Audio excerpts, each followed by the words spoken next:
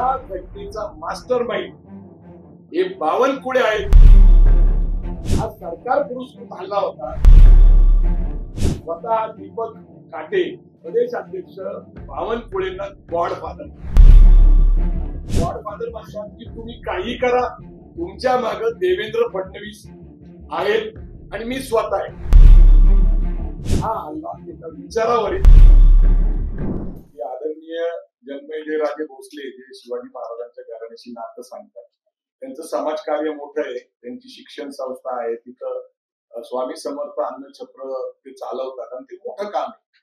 त्यांचं वय लक्षात घेतात, त्यांचं पद लक्षात घेतात. त्यांची इच्छा होती की माझ्या सामाजिक जीवनाचा सत्कार झाला पाहिजे आणि तिथल्याही लोकांची स्थानिक इच्छा होती, म्हणून त्यांचा सत्कार करण्यात येणार होता. नागरिक सत्कार होता.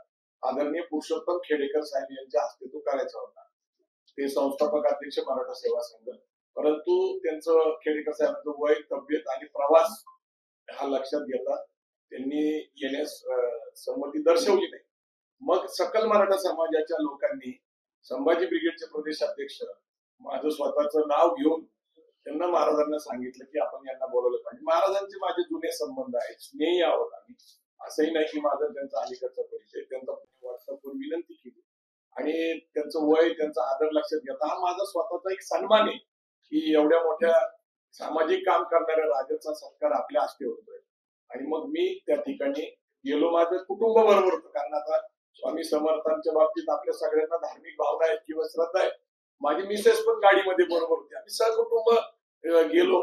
जासपर्यंत कुठलीही कल्पना नाही आणि तिथं अचानक जे माझ्यावर वंगण तेल टाकलं, ते विषारी तेल टाकल्यानंतर आता ते परीक्षणासाठी गेले, कारण यांच्या कपड्यावर, माझ्या कपड्यावर ते सगळं. आता त्यानंतर सुरक्षितेसाठी मला गाडीत परत नेण्यात आलं. तिथेही त्यांनी, म्हणजे दीपक काटे हे जे गुन्हेगार आहेत ते त्यांनी माझ्यावर हल्ला केला आणि मग त्याच्यात कसं तरी आमच्या कार्यकर्त्यांनी सावरलं. आम्ही परत त्या ठिकाणी गेलो, पण जन्मेजय भोसलेंचा सत्कार झाला, तिथं कुठलाही निषेध नोंदवला गेला. कार्यक्रम संपला तरी त्यांच्याकडून, आयोजकांकडून कुठलीही पोलीस कंप्लेंट नोंदवली गेली नाही. आणि या परिस्थितीमध्ये तिथं आम्ही 4-5 तास होतो. मग आम्ही सोलापूरला पोहोचलो. दुसरी गोष्ट अशी आहे की ही घटना घडत असताना भारतीय जनता पार्टीच्या PR एजन्सीने संपूर्ण व्हिडिओ रेकॉर्डिंग करून बातमी व्हायरल केली. याचा अर्थ काय घ्यायचा? आता सगळ्यात महत्वाचा मुद्दा जे आहे ते सगळं तुम्हाला माहिती आहे. मी तुमच्या पुढे जिवंत आहे. ही समाजाची जे माझ्यावर प्रेम आहे, विश्वास आहे. आता महत्वाचा मुद्दा असा आहे की माझ्याकडे एक मुद्दा असा आहे की दीपक काटे यांचं क्रिमिनल बॅकग्राऊंड आहे. आता हे क्रिमिनल बॅकग्राऊंड स्वतःच्या भावाच्या खुनापासून त्यांनी शिक्षा भोगलेली, जवळपास त्यांच्यावर खंडणीपासून अनेक गंभीर गुन्हे, तरीही त्यांना भारतीय जनता पार्टीच्या युवा मोर्चाचं सरचिटणीस पद दिलेले आणि मुख्यतः बावनकुळे हे प्रदेशाध्यक्ष असताना सातत्याने त्यांच्याबरोबर दीपक काटे दिसलेले. पण एक मुद्दा असा आहे अलीकडचा, जो 2025 या वर्षात आहे, त्यांच्याकडे 2 पिस्तूल आणि 28 कारतूस सापडल्यानंतर त्यांना अटक झाली. आणि अटक झाल्यानंतर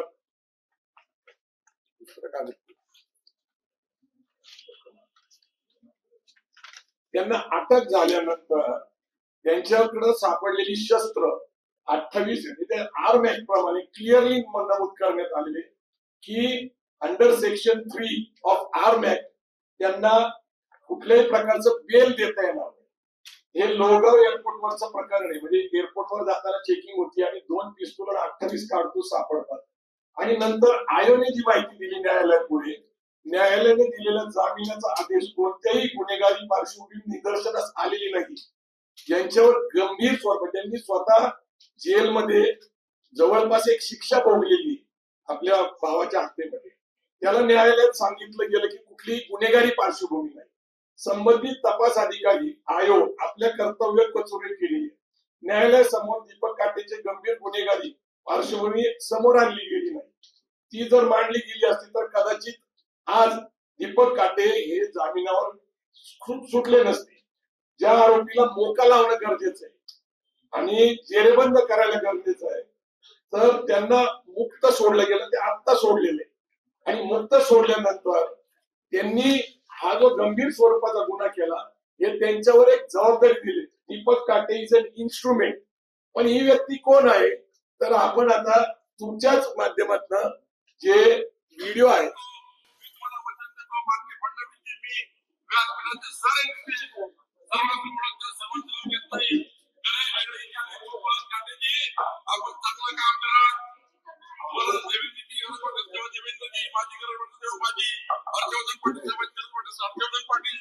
राहुल आहे, अमित सारेंनी मान्य आमचे सचिन तेंडुलकर बसले तिकडे पडळकर, काही काळजी करू नका. तुमच्याच भाषेतले तुमच्या त्याच्यातले पडळकर आहे, काही काळजी करायची नाही. मी तुम्हाला वचन देतो, शिवसेनेच्या कार्यकर्त्यांना तुम्ही ज्या अपेक्षेने ज्या आशेने जी लढाई लढण्याकरता, जी लढाई जिंकण्याकरता, अन्याय दूर करण्याकरता भारतीय जनता पार्टी झाली आहे, मी तुम्हाला वचन देतो, तुमच्या अन्यायाला मी वाचा फोडल्याशिवाय राहणार नाही, तुम्हाला मदत केल्याशिवाय राहणार नाही. आपण घरोघरी जा, 18 ते 25 वयोगटाचे पुन्हा युवा वॉरियर तयार करा. हा जो मुद्दा आहे हे मी का अधोरेखित करतो ते नीट समजून घ्या. देवेंद्र फडणवीस यांच्या पाठीशी आहेत हे ते म्हणतायत. ते गृहमंत्री आहेत, ते आजचे मुख्यमंत्री आहेत आणि कायदा सुव्यवस्थेची त्यांच्यावर जबाबदारी आहे, न्याय विधी खातं त्यांच्याकडे. आता दुसरा व्हिडिओ जो समाज माध्यमामध्ये कालच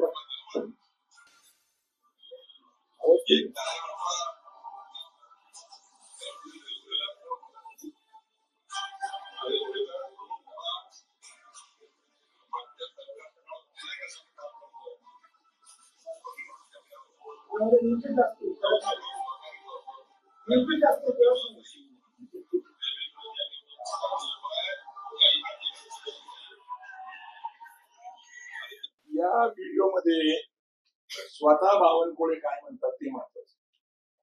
ते म्हणतात की मागच्या सरकारने दीपक काटेकरांना गुन्हेगार ठरवलं, मुद्दा नंबर 1. तर त्यांना ते म्हणतात की मला तुमचा गर्व आहे आणि तुम्ही आता काम करा, तुमच्यावर जबाबदारी दिली जाईल, तुम्ही घाबरू नका, तुमच्या माग देवेंद्र भाऊ आणि बावनकुळे स्वतः म्हणतात मी तुमच्या पाठीशी. आता जामीन देणं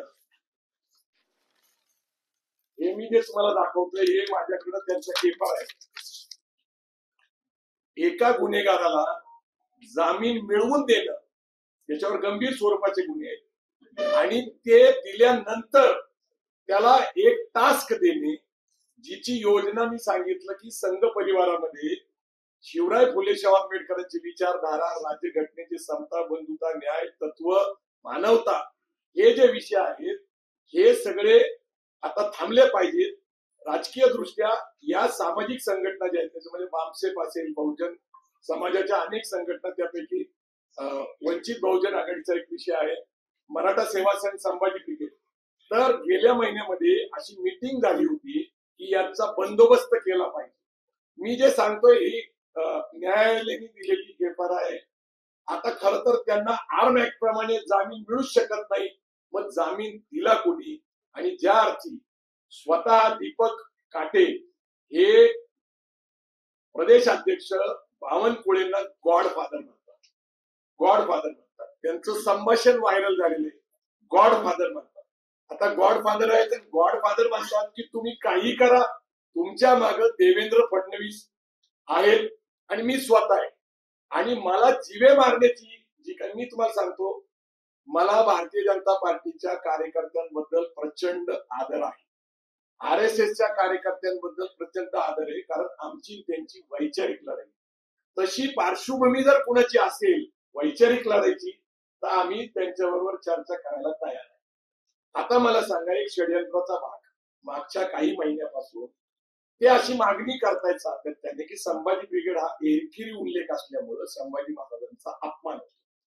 त्यांनी माझ्याशी फोनवर संपर्क साधला तर मी त्यांना कायदेशीर मर्यादा अशी आहे की ही संघटना, आपल्या धर्मदाय आयुक्त हे जज असतात, लक्षात ठेवा, ही काही साधी व्यक्ती नसते.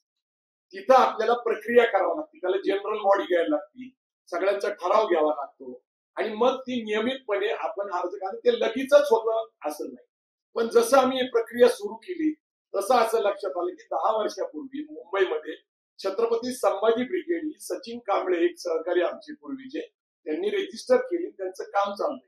त्याचे ऑडिट रिपोर्ट असतात, वार्षिक अहवाल असतात आणि त्यांची संघटना आणि आमची संघटना याच्यामध्ये छत्रपती शब्दाचा अंतर आहे. पण आता तो छत्रपती शब्द परत आम्हाला मिळवायचा असेल तर एक तर सचिन कांबळेंनी संमती दिली पाहिजे आणि त्यांची संघटना थांबवायला लागेल किंवा त्यांना आम्हाला सहकार्य करून घ्यावं लागेल. तर आता हे वेगवेगळ्या विचार असतात, परंतु याच्यात मर्यादा मी त्यांना सांगितल्या. उदाहरणासाठी मी त्यांना सांगितलं की डॉक्टर अमोल कोल्हे आणि आम्ही एक सिरियल निर्माण केली होती स्वराज्य रक्षक संभाजी. त्यावेळेसही एकेरी उल्लेख छत्रपती नाव असलं पाहिजे असे अनेक लोकांनी मागण्या केल्या होत्या, धमक्या पण दिल्या होत्या. तर आम्ही त्यांना समजून सांगितलं की सेन्सर बोर्डाकडे 20 सिरियल आणि चित्रपट रेजिस्टर्ड आहे. आता सध्या इतिहास काळातले अनेक चित्रपट आहेत, तुम्ही बघितलं छावा चित्रपट आला होता. तर अशा रेजिस्टर केलेल्या असल्यामुळे त्या लेखक, डायरेक्टर आणि प्रोड्युसरच्या परवानगीशिवाय आम्हाला ते नाव वापरता येत नाही. आम्ही त्यांच्याशी व्यवस्थित चर्चा केली, तो विषय संपला. मधल्या काळामध्ये कोल्हापूरचं एक उदाहरण घेता येईल, शिवाजी विद्यापीठ. तर शिवाजी विद्यापीठ जे आहे याच्यासाठी समिती नेमली होती, त्यातले डॉक्टर जयसिंगराव पवारांनी भूमिका घेतली की त्यावेळेस शिवाजी विद्यापीठ नाव का कायम झालं. इतिहासातला दाखला देऊन छत्रपती शिवाजी महाराज विद्यापीठ नाव हे माग विषय पडला. हे मी त्यांच्याशी व्यवस्थित बोललो, त्यांनी ते मान्यही केलं. आणि मी तिथं ज्यावेळेस त्यांनी काळं फासलं, त्यांनी सांगितलं, त्यावेळेस मी हात जोडून त्यांना सांगितलं की संभाजी महाराजांबद्दल आम्हाला आदर आहे, त्यांचा खरा इतिहास आम्ही पुढे आणलेला आहे, अनेक पुस्तकं लिहिलेत, त्यांच्यावर जे बदफैली, दारू पिणारे, बायकांवर असे जे पण आरोप होते आम्ही पुराव्यानिशी इतिहासातल्या संदर्भाने फोडून टाकले. संभाजी महाराज हे संस्कृतचे पंडित होते, बुधभूषण हे त्यांनी पुस्तक लिहिलं होतं, ते आम्ही प्रकाशित केलेलं आहे. पण त्यांच्याशी संवाद व्यवस्थित झालेला होता आणि तो संवाद चालू होता. परंतु एक कार्यक्रम त्याला देण्यात आला होता, कारण राजकीय दृष्ट्या आमची जी विचारधारा पुरोगामी आहे ही त्यांना घातक वाटती बहुमत मिळण्यासाठी. सातत्याने 2014 पासून भारतीय जनता पार्टी ही बहुमतासाठी प्रयत्न करते. 2 पक्ष फोडलेले आहेत त्यांनी, टक्केवारी कमी पडत असल्यामुळे एकनाथ शिंदे, अजित पवारांना घेऊन त्यांनी आता सत्ता स्थापन करून एक अनैसर्गिक सत्ता याच्यासाठी म्हणतो, पुरोगामी आणि प्रतिगामी हे एकत्र येऊन सत्ता स्थापन करतात. आता प्रश्न पुरोगामी ज्यांनी पाठिंबा दिला त्यांना आहे की पुरोगामी विचाराच्या कार्यकर्त्यावर हल्ला झालाय. आता अजितदादा आणि राष्ट्रवादी काँग्रेस पक्ष काय भूमिका घेणार हा आम्ही प्रश्न त्यांच्यावर सोडतो, त्यांच्यावर आमचं काही चाललेलं नाही. दाभोळकरांची हत्या झाली, त्यांचा मास्टर माइंड आणि त्यांच्यावर जे काय हल्ले झाले ते पण गुन्हेगारच होते. ही पुण्यातली घटना आहे. त्याच्यानंतर कोल्हापूरला कॉम्रेड पानसरे असतील, कर्नाटकमध्ये गौरी लंकेश असेल किंवा कलबुर्गी असतील, हे लेखक विचारवंत होते.